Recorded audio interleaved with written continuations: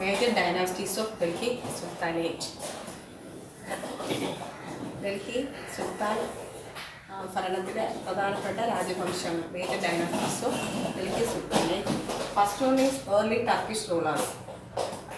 ആദ്യത്തെ ഡൈനാസ്റ്റി എന്ന് പറയുന്നത് ഏർലി ടർക്കിഷ് റൂളേഴ്സാണ്. അവരെ മാംലുക് ഡൈനാസ്റ്റി എന്നും ഓർ സ്ലേവ് ഡൈനാസ്റ്റി എന്നും പറയും. ഈ ഏർലി ടർക്കിഷ് റൂളേഴ്സിനെ സ്ലേവ് ഡൈനാസ്റ്റി എന്നും അറിയപ്പെടുന്നു, മാംലുക് ഡൈനാസ്റ്റി എന്നും അറിയപ്പെടുന്നു.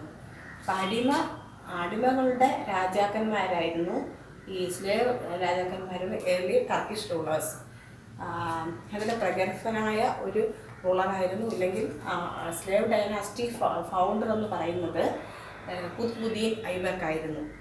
അപ്പോൾ ഫസ്റ്റ് ഡൈനാസ്റ്റി എന്ന ഏർലി ടർക്കിഷ് റൂളേഴ്സ് അവരറിയപ്പെടുന്നത് മാംലുക് ഡൈനാസ്റ്റി എന്നും സ്ലേവ് ഡൈനാസ്റ്റി എന്നും അറിയപ്പെടും. അതിൻ്റെ പ്രഗത്ഭനായ രാജാവായിരുന്നു ഖുത്ബുദ്ദീൻ ഐബക്ക്.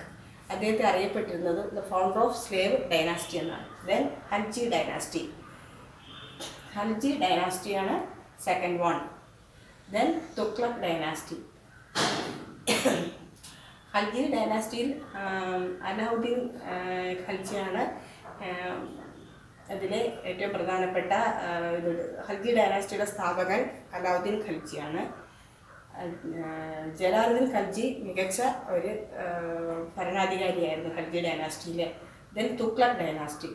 തുഗ്ലക് ഡൈനാസ്റ്റിയിലെ പ്രധാന രാജാവായിരുന്നു Muhammad bin Tughlaq. Then Sayyid dynasty. Fifth dynasties Lodi dynasty. അപ്പോൾ ഈ 5 ഡൈനാസ്റ്റീസുമാണ് മേജർ ഡൈനാസ്റ്റീസ് ഡൽഹി സുൽത്താനേറ്റിലെ. Then early Turkish rulers or Mamluk dynasty or slave dynasty, then Khalji dynasty, Tughlaq dynasty, Sayyid dynasty, Lodi dynasty. Finding out about the Delhi Sultanate. Tawarik were written by learned men, secretaries, administrators, poets and courtiers who lived in cities. അപ്പോൾ ഡൽഹി സുൽത്താനേറ്റിൽ അവരുടെ ചരിത്രം എഴുതുന്നവരെ തവാരിഖ് എന്ന് വിളിച്ചിരുന്നു. Tariq and tawarikh. Tariq എന്ന് പറഞ്ഞാൽ ഇത് Arabic വേർഡാണ്. Tarikh and tawarikh. Tarikh and tawarikh എന്ന് പറയുന്നത് അറബി വേർഡാണ്. അപ്പോൾ പേർഷ്യൻ അറബി word meaning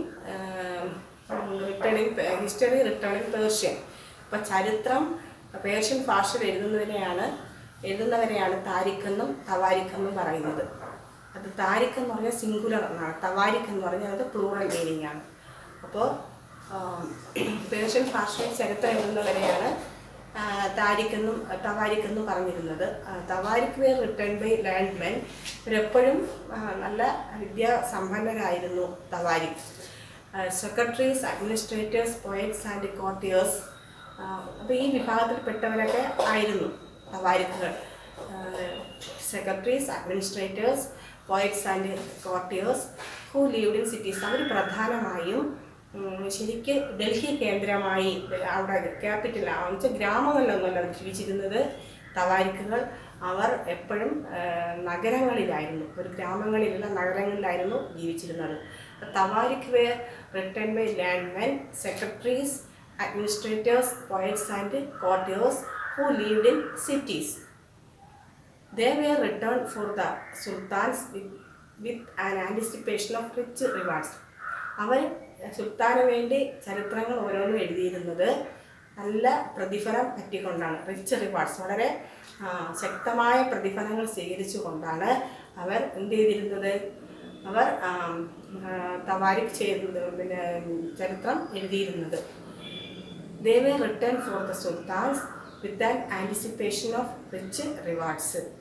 Then they also advised rulers on governance, emphasizing the importance of just rule based on birthright and gender distinctions not shared by everyone. ഇങ്ങനെയാണെങ്കിലും തവാരിഖ് ലേൺഡ് മെൻ ആയിരുന്നു. അപ്പം അതുകൊണ്ട് തന്നെ അവർ രാജാക്കന്മാരെ നിയന്ത്രിച്ചിരുന്നു. അവരെ എന്താണ് നല്ല അവർക്ക് ചില ഉപദേശങ്ങളും നിർദ്ദേശങ്ങളും ഈ തവാരിഖുകൾ നൽകിയിരുന്നു. അതാണ് നീതിനിഷ്ഠം, ജസ്റ്റ് റൂൾ എന്നിവിടെ പറയുന്നത്. എപ്പോഴും നീതിനിഷ്ഠമായ ഒരു ഭരണത്തെക്കുറിച്ച് സുൽത്താൻമാരെ ഓർമ്മിപ്പിച്ചു കൊണ്ടിരുന്നു. അതാണ് they also advised rulers on governance, emphasizing the importance of just rule. നീതിനിഷ്ഠമായ ഒരു ഭരണത്തെക്കുറിച്ച് എപ്പോഴും എന്താണ് സുൽത്താൻമാരെ അവർ ഓർമ്മപ്പെടുത്തിയിരുന്നു. അതാണ് they also advised ചെയ്തിരുന്നു എപ്പോഴും സുൽത്താൻമാരെ.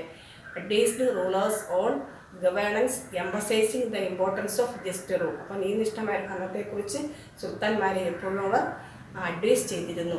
Based on birth right and gender distinctions not shared by everyone. അങ്ങനെ ആണെങ്കിലും എന്തിൻ്റെ അടിസ്ഥാനത്തിൽ birth right and gender distinctions, ചില ജന്മ അവകാശങ്ങളുണ്ടല്ലോ ബർത്ത് റൈറ്റ്, അതാണ് ബർത്ത് റൈറ്റ്. ബർത്ത് റൈറ്റ് ഉദ്ദേശിക്കുന്നത് it refers to the privileges claimed and account of birth. ഇപ്പോൾ ചിലർക്ക് ജന്മന ചില എന്താണ്, ഇപ്പോൾ ഒരു പ്രഭു കുടുംബത്തിലാണ് ജനിക്കുന്നതെങ്കിൽ അവർക്ക് ഒരു ജന്മന തന്നെ അതിനുള്ള അധികാരം കിട്ടും.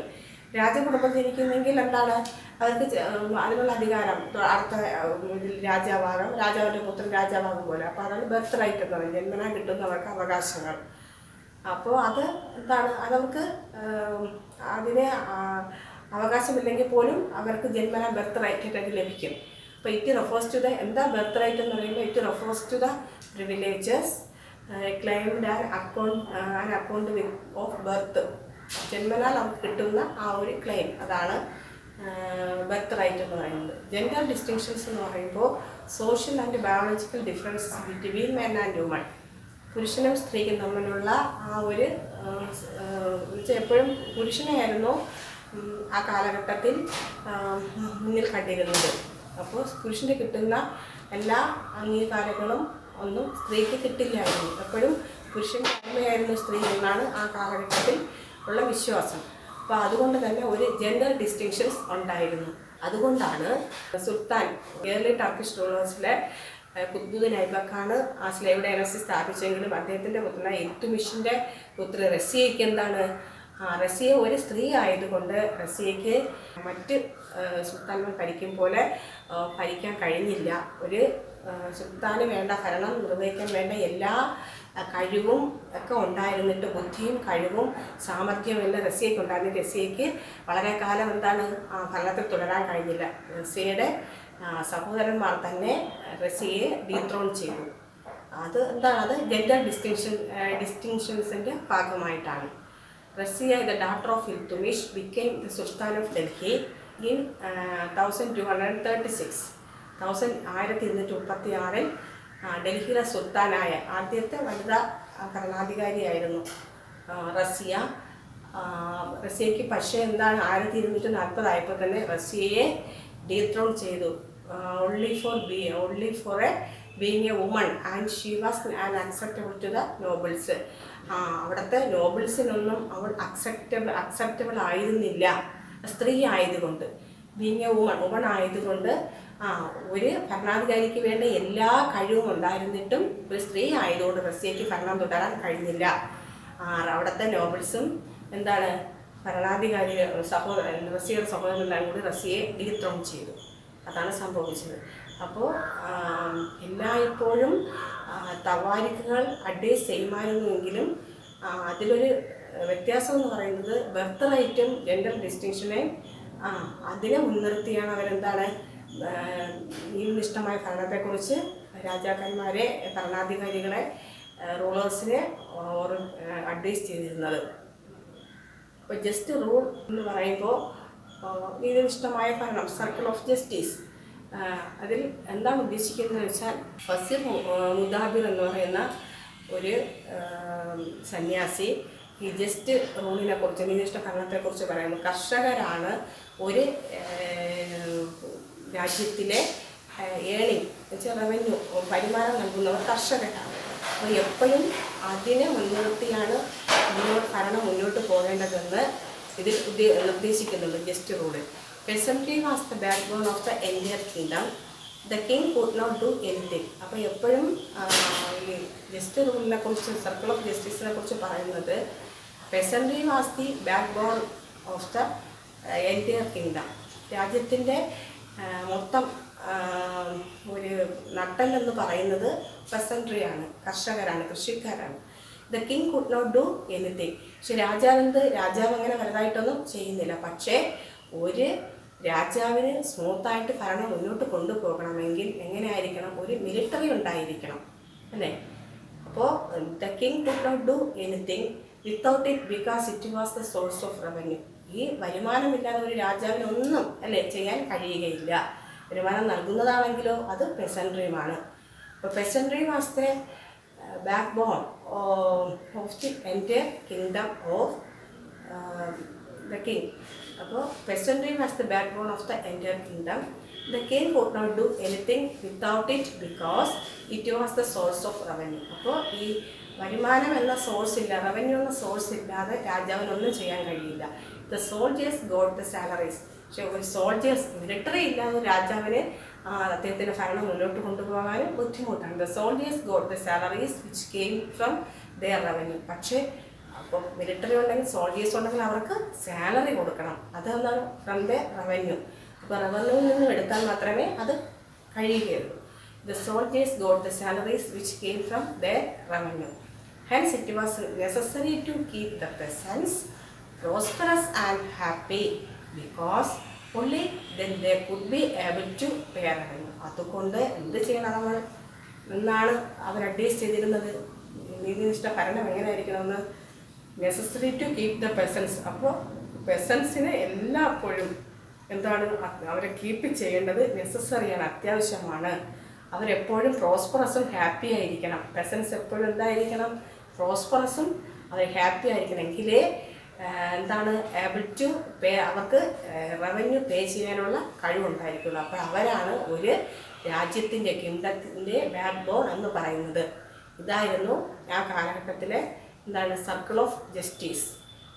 Peasantry was the backbone of the entire kingdom. The king could not do anything without it because it was the source of revenue. The soldiers got the salaries which came from their revenue. Hence it was necessary to keep the peasants prosperous and happy because only then they could be able to pay revenue. എന്താണെന്ന് മനസ്സിലായല്ലോ? Circle justice rule എന്ന് പറഞ്ഞിട്ട് എന്താണെന്ന് മനസ്സിലായല്ലോ?